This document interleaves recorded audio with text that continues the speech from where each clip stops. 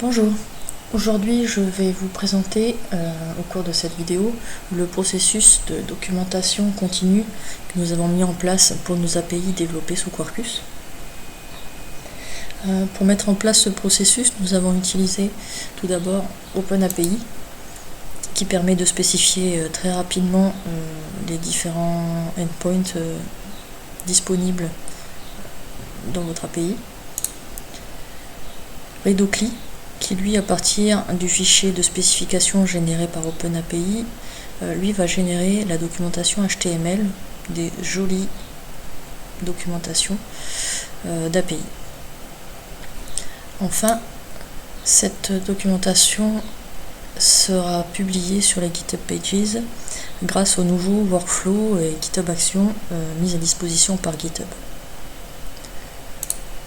Pourquoi mettre à disposition cette documentation? Ça permet de rendre autonomes les intégrateurs, développeurs qui ont besoin d'interagir avec nos API. Ils sont complètement autonomes. À chaque nouvelle version de l'API, la nouvelle documentation est générée, déployée et mise à disposition immédiatement sur les GitHub Pages.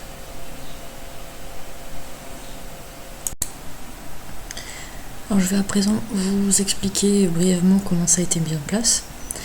Tout d'abord au niveau des dépendances. La seule chose dont on a besoin, c'est le Quarkus Smallry OpenAPI.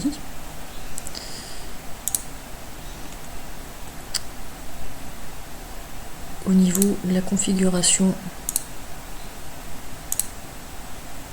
de ce module, de ce composant, donc dans le fichier application.yaml, il faudra simplement rajouter cette propriété source schema directory.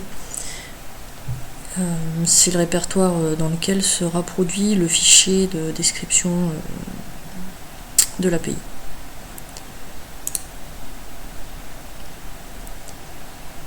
Enfin, au niveau du workflow, ce qui se passe, c'est que à chaque fois qu'on va faire une release,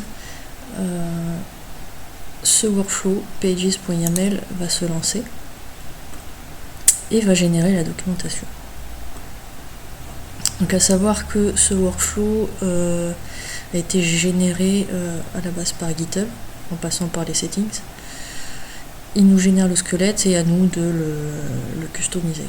Donc ce qu'on a rajouté, c'est sur l'événement published, ce workflow se lance. Ensuite on récupère notre projet, on le build, on installe Node pour pouvoir ensuite faire fonctionner Redocli. Et pouvoir installer Redocli, et ensuite on build l'API et le fichier HTML. Donc le build, le fichier de description OpenAPI va être généré. Ce qui est intéressant avec Quarkus, c'est que ça se fait au build et on n'a rien d'autre à faire. On a été embêté pas mal de temps avec Spring Boot parce que contrairement à Quarkus, Spring Boot lui a besoin qu'on lance le serveur au moment du build pour qu'OpenAPI lui puisse aller récupérer toutes les métadatas de l'API et en faire un fichier de description. Donc voilà, donc au build, le fichier JSON ou YAML sera généré et ensuite Redocli lui va aller builder le fichier HTML à partir du fichier qui a été généré. Puis on revient sur la partie GitHub Pages où là c'est le déploiement de cette page HTML sur les GitHub Pages. Donc ça se fait assez facilement. Et du coup on va passer à la partie démonstration.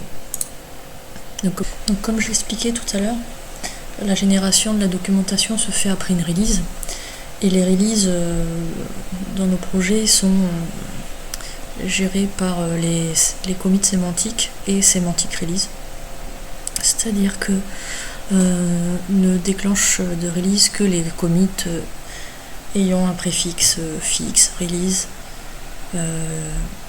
Voilà, donc je profite de quelques pull requests de Dependabot pour faire une release et générer la documentation. Donc on va merger cette pull request.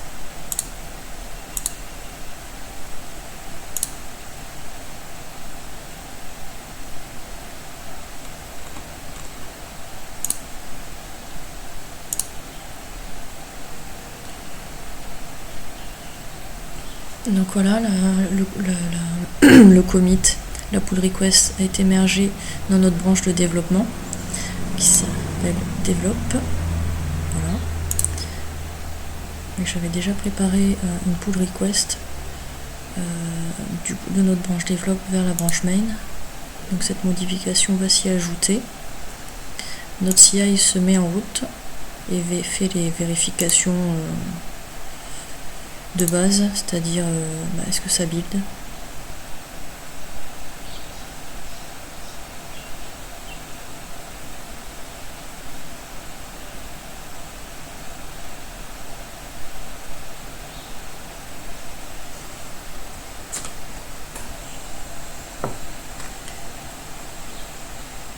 Voilà, donc le build est terminé. Tout s'est bien passé. Donc on va pouvoir prendre l'ensemble des modifications et les merger dans la branche principale.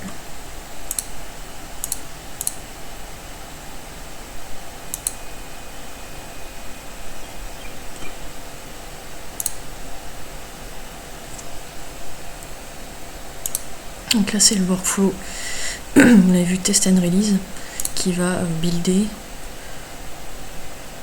faire les tests unitaires, générer le package natif. Cette application est une application native. Générer une release sémantique.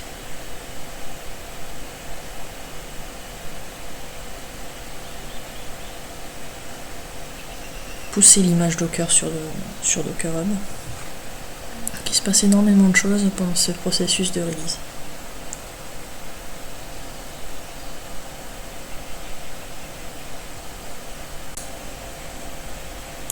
Donc la release s'est bien passée. La version 1.3.2 a été publiée et normalement le workflow c'est le déploiement des GitHub Pages est déjà terminé. Donc voilà ce qui s'est passé. On a l'installation de Node, de Redocli.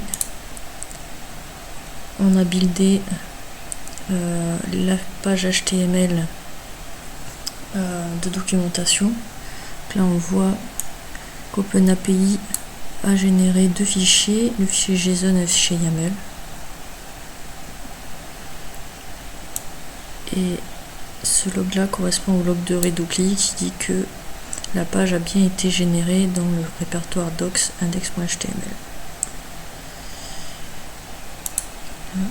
Et les pages ont bien été déployées. Donc on va aller voir ça.